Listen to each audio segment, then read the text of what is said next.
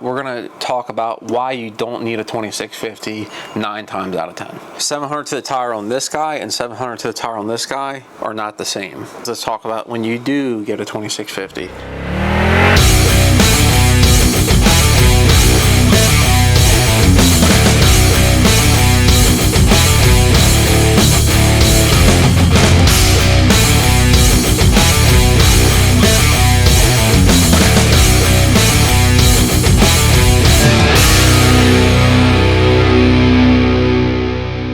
Hey guys, Alec from Late Model Performance here.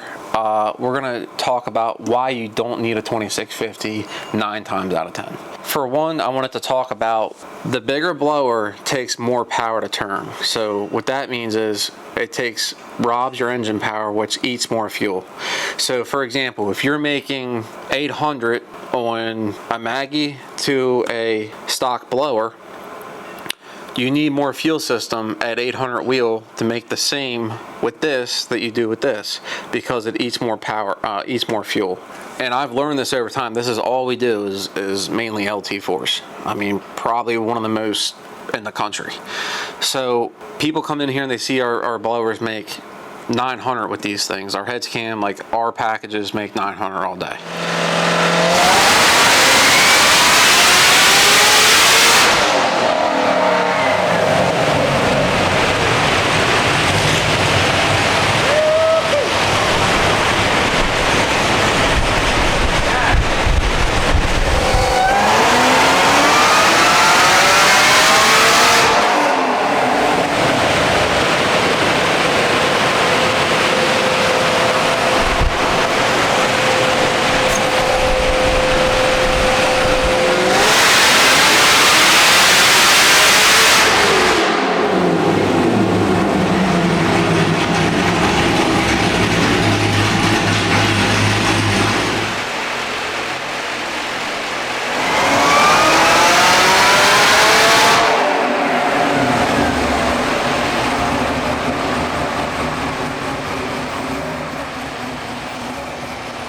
And then they come in here, they make the same amount of boost as this would at 900, but I can't get the 900 wheel with stock injectors in it because it's eating more fuel to turn the blower.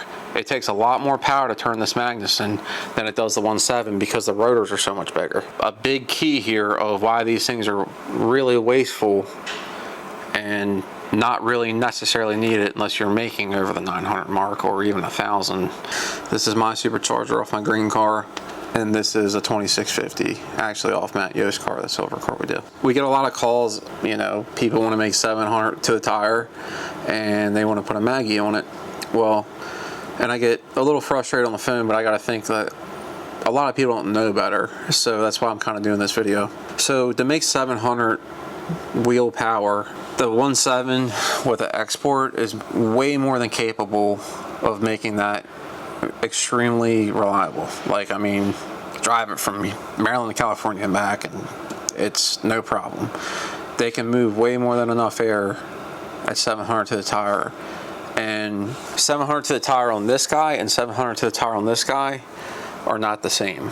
So especially on a stock cube motor or even stock cam, stock heads, these things really lose down low power, which is fine, but if you just have a regular 700 horsepower car that you just want to have fun with and go out with your buddies, these things lose a lot down low. And the cooling is really not that much better, if any, when you're spinning the blower XYZ speed to XYZ speed to make 700. Really the Maggie is kind of a downfall at that lower power level. And I tell a lot of people that, and we push the factory blower obviously, but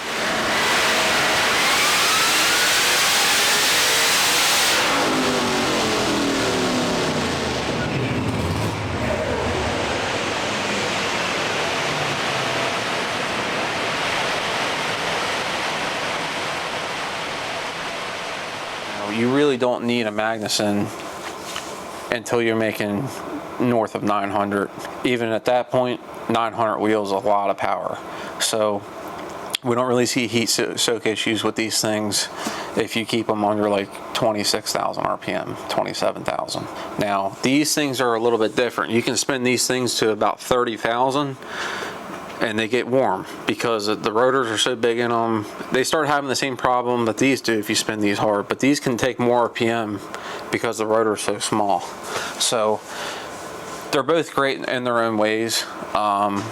Instead of wasting $7,000 plus install, plus modifying your stock valve covers, plus doing a bunch of things, I do suggest just taking this thing off, sending it over to Kong, and getting the porting done. So you'll be less than $2 grand, or about $2 grand by the time if you pay someone to take it off and put it back on.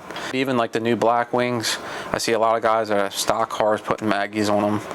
It's really a waste of money, because you can port the factory blower on a black wing. You don't need it tuned, so you can pick up an automatic 60, 70 horsepower by just porting the blower. So there's really no need to spend $7,000 with no tune and pick up the same amount of power. And if you're spinning it at that low of a blower speed, the cooling is not going to be the issue, especially on a black wing. Those things are really stout from the factory. That's just kind of my intake on that. I know a lot of people kind of disagree. Not a lot, but the forums, they say 2650, 2650. I mean, it looks cool and all, but, and they're a great blower, but there's a lot of people putting them things on, and I'm not just judging Magnuson at all. I mean, it's just, we just wind up having Magnuson, a great blower. But I'd rather see a stock ported blower and spend the money on cooling mods and flex fuel and shit tires, for example. I mean, you know, $7 grand and get you a good bit instead of just a blower kit. So we talked about kind of why we don't need the 2650 in most cases. Let's talk about when you do get a 2650. The 2650 should be put on something that is a built bottom end with some stroke in it. The reason why is because these things do lack down low, so you make it up in the engine. So instead of making on a stock LT4, if you took the blower off, put an intake on it, you'd probably make high 300s on horsepower just with a stock engine. If you built a 427 that makes 550 to 600 naturally aspirated, for example, this is going to be much happier, and it's going to keep the down low power, and it's going to help keep it revved up. If you do it with this guy, these things it's going to be like a diesel truck. It's going to make a bunch of grunt and nothing up top. And you don't really need a bunch of cubic inch with these guys, but when the time comes, this is where it's at for the 427 stuff, or even bigger. So a lot of people, I've never set the cubic inch in my car, and I've worked really, really hard to make a bunch of low end power and high end power in mine. And I can tell you my cubic inch is a lot smaller than what people think. Not really big at all. So just give you a little hint there. And it runs extremely well. So, but if I put a 2650 on it, I would put that engine in the corner and do a whole nother engine for this, because I specifically built my stuff for this guy right here. So keep in mind when you're building anything from the start, have an end goal with your car. So if you do a 427, the end goal should have this on it, not this. Now, if budget's a factor, you can put this back on it, that's fine. But, you know, it just depends what you want to do. If you blow it up and you have a stock blower on it, but you eventually want to go with the 2650, I would build a bigger engine. This is the 138 snout for the Maggie that we helped Kong with. It's funny, if you guys watch our videos, always when we were doing that silver car out there, if you guys have not seen that video, of if you're just watching something, go in a previous video and watch a silver Zeal one that made a little over 1400 wheel, and that's what this blower's off of. Anyways, Kong's like, the regular port would be fine with the 120, blah blah blah. I was like, no it ain't. I said, I got a good motor. So put it on there, made like 1350 or something, 1360. I begged him and begged him and begged him to do this for me, and he did, because this was originally on mine, this throttle body. We had this done years ago for that, and I said, we need to put my throttle body on Maggie. So he made me a snout and a 3D printed version. We went down to Florida and ran it. Now he sells them in billet. So if you guys want the max effort porting, race port 2650, which is a separate port than the regular port, and a snout and the throttle body, Kong does sell it, or we have it on our website. This is get your big boy pants on, because it's got capability of making upwards of 1500 horsepower. So.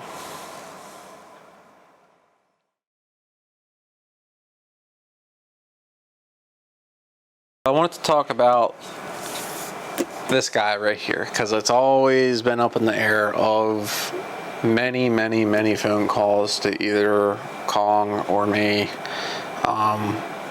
about what the deal is with this snout. So for those that know, this is a one-off piece for my car. Fits a 138 millimeter throttle body billet snout. So with that being said, this does not pick up the power like you think it would. I begged him and we worked on this together. He did all this. I mean, Greg drew this up, made it, all that good stuff. And I was gonna hide it. I mean, I hid it for a long time.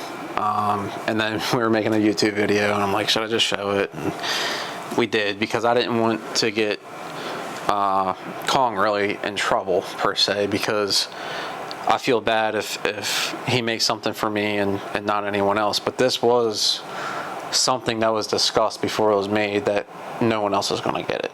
There's a couple reasons behind that though. I probably have, actually I know I have more money in this blower right here than that blower. So this piece right here, along with that throttle body, is extremely expensive. So, but I was willing to try it, and if it didn't gain anything, that's on me, you know. And I mentioned doing this probably 2 to 3 years ago, and he got around to it and got the job done. It's an extremely nice piece, and it's definitely not for a street car. I mean, this thing is not made to be driven on the street at all. And this blower is spinning a lot of RPM. So, but the thing is, you know, everyone wants to talk about, oh, LMP spins their blower fast, that's why it makes that power. I can tell you, if anyone else spins the blower this fast, they won't make that power. They just won't. Even if you put this blower on someone else's combination with my pulley setup, it's not going to make the power. My engine is a one-off deal that I worked extremely hard on to try to make extremely good power.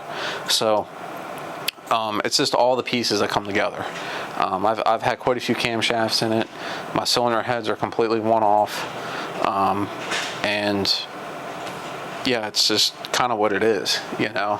I'm not the guy to put something on my car and the blower flings apart and comes through the hood. I'm just gonna be like, do we have a spare? You know, because I'm not gonna call Greg and complain to him about, what'd you do? You messed this up. This is such gray area that, I mean, I have a burst pan on the damn thing, you know, and it's some sketchy stuff we're doing. So, but the bypass valve situation isn't even a bypass valve in the thing. I have to have a separate bypass valve that screws down to this guy and vents back into the back of the lid. So it's not really ideal whatsoever unless you're starting the car, going in the burnout box, and shutting it off at the end of the track. So that's the main reason why it doesn't get sold, because you're going to put it on there and you'll be lucky to gain 20 horsepower for about $6,000. So, you know, it's not, the juice ain't worth the squeeze at the end of the day. So you're better off going that route if you're going this hard. I mean, I'm just a hard head. I should have done that a long time ago, but I really want to get into the 7s with my car. So, and it's quite the challenge. So that's pretty much it.